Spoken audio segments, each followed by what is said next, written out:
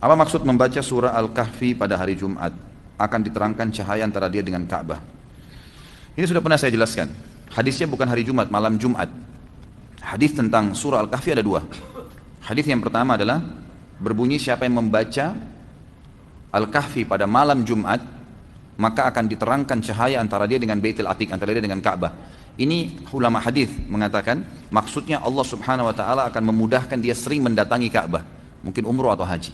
Pertanyaannya adalah ulama ahli hadis siapa Pak Khalid? Jangan biasakan menjelaskan hadis Nabi itu tebak-tebak. Tidak ada ulama menjelaskan begitu. Dari berbagai versi tafsiran ulama tentang sabda Nabi, Allah bentangkan atau Allah hidupkan cahaya di antara dia dan Baitul Atiq atau Ka'bah. Itu satu pun tidak ada yang menjelaskan bahwa itu maksudnya adalah akan dimudahkan untuk menunaikan ibadah haji atau pergi ke Mekah.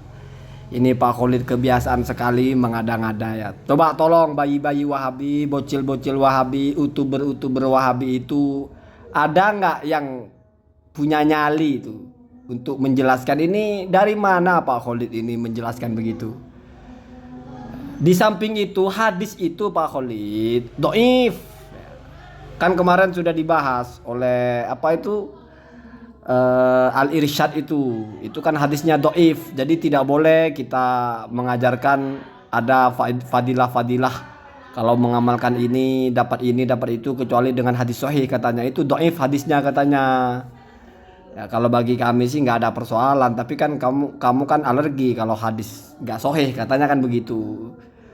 Terus ya itu jangan main-main dengan agama ini. Jangan main-main kita menjawab pertanyaan. Kalau tidak bisa jawab, nggak usah dijawab. Dari mana ada penjelasan baca surah Al-Kahfi memudahkan naik haji berdasarkan hadis Nabi? Atau Allahu lahu nuron bainahu wa bainal atiq atau wa bainal baitil atiq. Allah nyalakan cahaya antara dia dan Baitul Atiq atau Ka'bah. Artinya mungkin akan dimudahkan untuk ke Mekah untuk melaksanakan haji dan umroh. Aneh-aneh aja Pak Khalid ini ya. Mari kita bacakan langsung biar kita tahu bahwa Pak Khalid ini mengada-ngada. Artinya menjelaskan isi hadis setahu saya mungkin ya. Perhatikan saya baca. Man qara'aha lailatal jumati ado alahu minan nuri fima bainahu wa bainal baitil atiqi. Maka pertanyaannya apa maksudnya fima bainahu wa bainal baitil atiqi? Nah, maka dijelaskan di situ qauluhu ma bainahu wa bainal baitil atiqi qad yuqalu in kana hadzal khabaru fil madinati asy-syarifati fama bainaha wa bainal baiti al atiqi azyadu min ma bainal jum'ataini. Perhatikan ini logika ulama fikih ya. Ada hadis lain yang mengatakan bahwa cahaya yang Allah bentangkan itu adalah bainal jum'ataini, di antara dua Jumat. Di antara dua Jumat itu berarti kan Sabtu, Minggu, Senin, Selasa, Rabu, Kamis ya. 6 hari ya. Jadi kalau kamu baca hari Jumat, maka kamu dapat cahaya di hari itu ya, Jumat, Sabtu, Ahad, Senin, Selasa, Rabu, Kamis sampai Jumat, berarti kan 7 hari. Nah, maka kalau begitu ya, itu berarti lebih sedikit daripada perjalanan antara Madinah ke Mekah. Kalau seandainya hadis ini kan turunnya di Madinah, dimaksudkan ke Mekah itu adalah masafah, jarak. Karena dari Mekah ke Madinah atau Madinah ke Mekah itu jaraknya 8 hari. Kok tidak sinkron? Yang satunya antara 2 Jumat, yang satunya kok 8 hari, ada selisih hari kan? Maka untuk menemukan itu ya, dijelaskan di situ faqad yadullu ala hadza anna qira'ataha lailatal jum'ati akadu.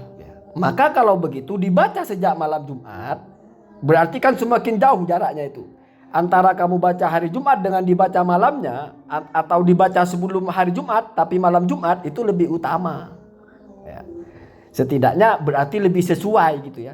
Diukur dengan jarak antara Mekah dan Madinah atau Madinah ke Mekah. Ini kalau diasumsikan seandainya dianggap hadis ini turunnya di Madinah begitu ya. Qad yuqalu in kana hadzal khabaru fil Madinah begitu ya. Dan gambaran cahayanya itu terbentang sepanjang waktu. Ini waktu ya, bukan tempat. Jadi waktu ya. Jadi kenapa waktu? Karena di hadis lain itu di antara 2 Jumat. Berarti kan beberapa hari, 1 minggu. Berarti bukan soal berapa lama, bukan soal berapa panjang, tapi berapa lama, begitu ya. Makanya untuk disinkronkan soal waktu, maka berarti dibaca malam Jumat, ya, itu lebih cocok daripada dibaca siang Jumatnya. Berarti startnya lebih awal, ya. Biar nanti agak sinkron dengan jarak antara Mekah dan Madinah, begitu. Kemudian fayushkilu ala qaulil Adro'i, tapi itu membingungkan ketika dihantamkan dengan pendapatnya Imam Al-Adro'i, ya.